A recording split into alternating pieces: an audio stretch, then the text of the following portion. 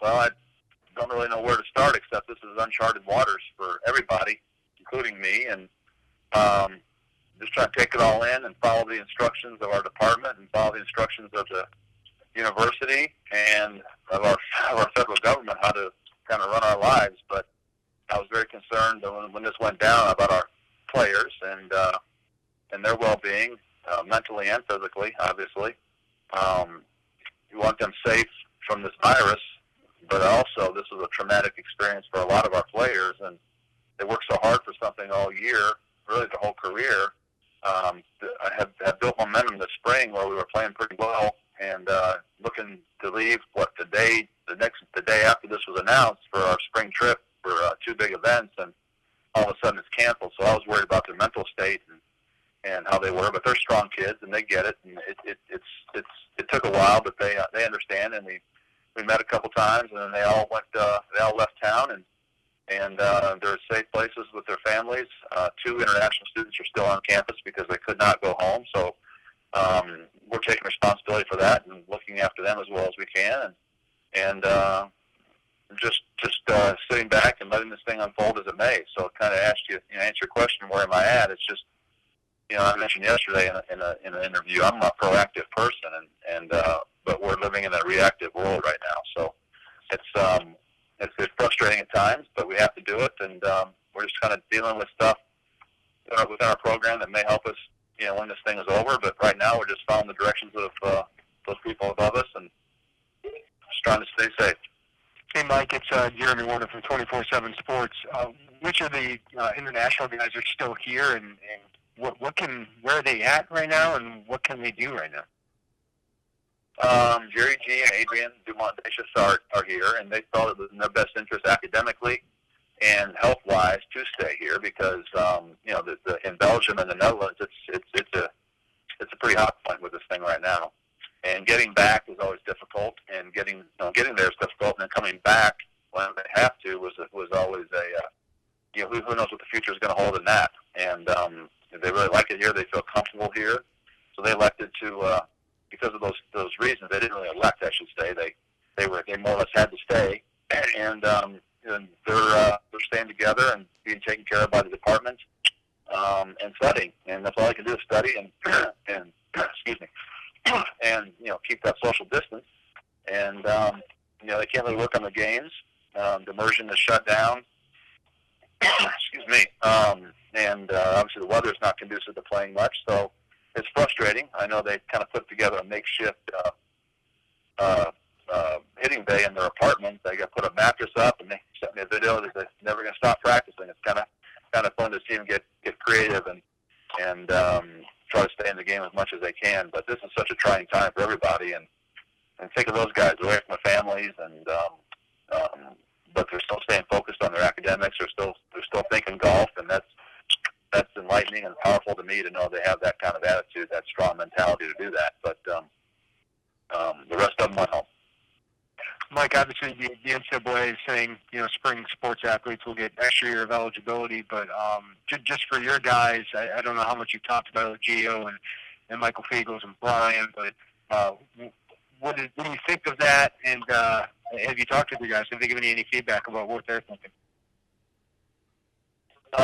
Yeah, I've heard socially, in social media things and in the news that the NCAA is thinking about doing that. I don't believe it's been for sure approved yet, so I think they're still trying to work through that. So I think I've been talking to our guys and having them, think this thing through, what's best for them, what's best for their career, what's best for their academics, what's just best for their goals in life to do, and I will support that 100%.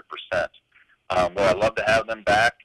And use their experience they've had and the talent they have to play? Well, obviously I would. Selfishly, it'd be great to have them back. And if they want to come back, I'll be a very, very happy coach. And I'll welcome back with open arms, and we'll lock those arms, and we'll go compete for a championship. But if they were to say, hey, I want to go about my career, I got things I want to do, I think it's best if I leave, well, I'll support that too. And I'll be happy for them because all 4 of them are going to get their degrees in 4 years. And they've done everything they've been asked to do here for 4 years. So the decision is 100% theirs, and I will support it. But, yeah, selfishly for the team, I think we could have a pretty dang good team if some of these guys came back. But I want to do what's best for them. And I have talked to them, and they're working through it. Each each individually, and I think that they're still waiting to see if it's official that they can come back for an extra year. I don't think that's been approved yet. So I don't think anybody can make a decision until they hear what the NCAA is going to do. But I know that they're working through it, and they're thinking about what's best for them, and will be prepared to make that decision once the NCAA decides what they're going to do. Hey, Coach, it's John Sapini with Orange and Blue News. Moving forward in recruiting, how are you trying to tackle that? Are you doing stuff digitally, social media, doing maybe innovative things that you haven't done in the past? Yeah, we're starting to figure that out. I mean, we've only been doing this. This has only been in this situation less than a week. And so we're just trying to let the dust settle right now. But we have my assistant, Justin Barjay, who's doing a great job in recruiting. He's been remarkable and very solid his first 6 months here in regards to recruiting and building relationships and reaching out with people. And I expect that to continue and even to grow. And with these new rules, obviously, we still can't talk to certain kids of age, but the ones that we can talk to, we've been on the phone discussing the situation, making sure they're safe, and just kind of figure out where we're going to go from here. But again, we're at the mercy of the NCAA based on what they decide to do with these extra years, because it's going to affect recruiting as well. It's going to affect squad size limits. It's going to affect our scholarship allotment and what happens. And I have no idea which direction the NCAA is going to go. So we just come up with contingency plans and thinking hypotheticals of what could happen, which direction we could go with certain players. But right now, we're just continuing the kind of path we were on with 2021 recruits who we're allowed to talk to at this point in time. 2022 recruits and younger, we're not allowed to even have a relationship with.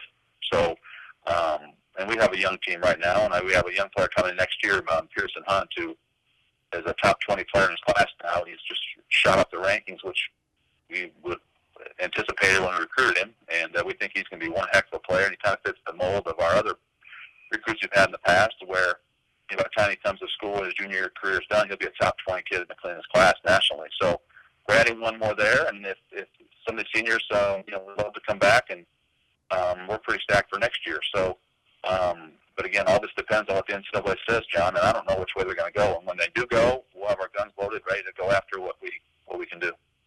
Anyway, this is Richie from the News Gazette. You mentioned uncharted waters for everybody. I guess, moving forward, not able to have the team together, and you started putting together, plans on how to maybe just keep them connected, keep them engaged on maybe what they, some of what they would have been doing if all this wouldn't have happened. Yeah, and a blessing for us is that we have a very, very close team. We've always had close teams. That's been one of our MOs over the years is we believe in that. We believe in culture and environment and attitude and just a love for each other. And that's why we've been able to do what we've done for the last 15, 20 years. And this team's no different. When this word went down that the season was canceled and they had to leave campus, none of them wanted to leave. They really did not want to go, and we had to actually push them away because they love each other. They want to be around each other. They love golf. They love studying it. They love just competing with each other. So I don't have to worry about them staying in touch. I mean, they're going to stay in touch with each other. They trust me and Justin to do what's best for them on the planning side and where we're going from here. But we will stay in contact. But they do know that before they left, one of their mandates was to, first of all, number one, stay involved in school. Do not let those slip. And we've been this team got some academic awards the last few years, and it's always been a priority in our program. It's the number one reason why we are here. So their number one job this semester is the next 6 weeks to finish off the semester correctly. And they're studying and taking classes online. It's a different animal, so they have to spend more time and be more efficient and more just more disciplined when it comes to this semester than more. So once that's done, they have time to maybe work on their games or do some stuff inside or visualize. They need to do that as well and keep moving forward. I know a lot of our guys are self-starters, and they'll do that. But as in any organization and all walks of life, there's people that need to be pushed and need to be poked to get after their work. So those players on our team that we know who they are, they will get more text messages and more sure they're staying on course. But in general, our team is pretty good at that and pretty good at taking care of the business. And this team's worked hard all year. And it's a shame because we really started playing really well this spring, and we made really strong, and we were going to keep making progress. So now it just kind of hits the wall and stops. So individually, I hope they continue that momentum. It's going to be hard as heck to do without a golf course and without the weather and things, but they'll do their best, and they're positive, optimistic kids, and my hope is that the momentum continues. Coach, what was the ceiling for this year's team? How good was this team? Well, that's something we'll never know. I think could have been very competitive nationally. We had our worst fall we've had on paper in probably 12 to 15 years, which was surprising to me coming off last year's team and then returning everybody and adding a top young player. But that's old news. We talked about that last fall a lot, and it was kind of a shock to our system the way they came back and the mindset that our team had. So that's something we have to learn from moving forward. And I think we had learned from that last fall. And this winter, they made a lot of steps in the right direction with our mindset and our vision and our accountability. And it showed in our first, 3 events out this spring.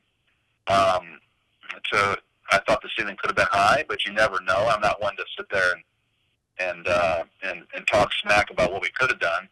But the line was moving forward, was moving up, and I wish I could have seen these guys play the next 2 or 3 or 4 events and seen the improvement continue, because I think it would have built a lot of momentum, not just for this year, but even for next. We would have gone. There's one team in the country that has a longer NCAA active national championship streak than us, and that's Texas at 13. We're at 12, and excuse me. I think we could have continued to do that, and I think we could have. Obviously, we ended the spring or the end of the season the highest ranked team in the Big Ten on both ranking polls. Not at the level ranking we wanted to be at, but we were still ranked number 1. So I think we thought that a Big Ten championship would have been in our reach again. We would have had to play well.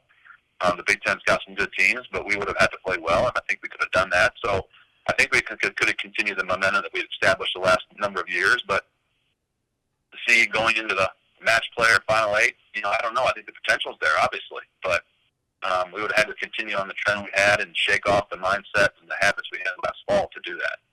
That's what disappoints me, is I would have loved to have seen us continue to shake off those bad habits and establish these new habits moving forward. But I will say, people don't realize that our season was roughly 70% done. I mean, it's a spring sport, but we play in the fall, and that's a big deal. And that's what's sad about this, is we were close to the end. The Big Ten championship is 5 weeks away. So it was not that far away, that far to go either. So that's what makes it disappointing. These guys worked awful hard for most of the year and had a lot of time put in to come this close. A lot of spring sports are just now starting. We were actually, coming to the end because of the fall season.